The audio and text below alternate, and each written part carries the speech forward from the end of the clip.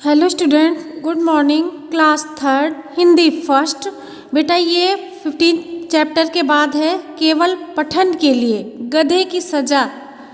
इसमें ये कविता दी गई है। चलिए चैप्टर शुरू करते हैं। चैप्टर का नाम बेटा गधे की सजा इसलिए रखा गया क्योंकि गधा जब शेर का वेश धारण करके आता है खाल पहन के, तो उसका इसीलिए इसी के बारे में बताया गया, इसलिए बेटा चैप्टर का नाम रख दिया गया है गधे की सजा। गधा एक था मोटा ताजा।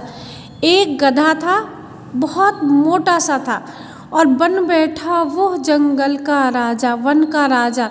वो गधा जंगल का राजा, उसने सोचा मैं जंगल का राजा बन जाऊं, और उसको कहीं सिंह का चमड़ा पाया, झट वैसा ही रूप बनाया। उसने कहीं पे एक चमड़ा देख लिया और उसने उसको पहन लिया और उसने सोचा मैं शेर बन गया हूँ, सबको डराऊंगा, सबको खूब डराता वन में फिरता, आप निडर हो वन में।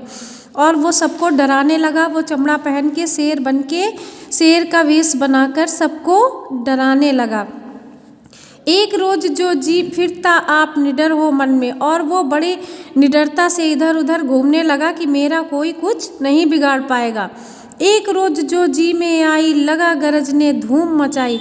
उसके मन में एक दिन आया कि खूब उसने गरजने लगा, शेर की तरह बेटा दहाड़ने लगा, और उसने पूरे जंगल में घूम घूम के खूब ऊधम मचाया। सबके आगे ज्यों ही बोला, भेद गधेपन का सब खोला। जैसे उसने दहाड़ लगाई तो बेटा शेर का दहाड़ना अलग तरह का होता और गधा कैसे बोलता है, गधे की बोली अलग होती है। फिर तो झट सबने आ पकड़ा। सभी लोग उसके बोलने से गधे की आवाज़ पहचान गए और सबने उसको जल्दी से पकड़ लिया। बुरा भला कह छीना चमड़ा, उसको डांट लगाई उसकी, और उससे जो शेर का चमड़ा पहना था उसको छीन लिया। देता गधा न धोखा भाई, तो उसकी होती न हंसाई।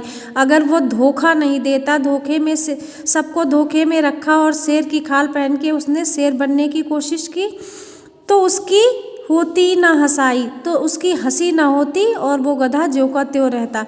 तो बेटा इस कहानी, इस पोयम से हमें क्या शिक्षा मिलती? इस कविता से हमें ये शिक्षा मिलती है कि हमें कभी किसी को धोखा नहीं देना चाहिए, हमेशा सच बोलना चाहिए। अब आपका ये लेक्चर फिनिश हुआ बेटा। होमवर्क में आपको ये कविता लिखनी है अपनी फेयर नोटबुक में, और लिखने के साथ साथ आपको लर्न भी करना है। Thank you class.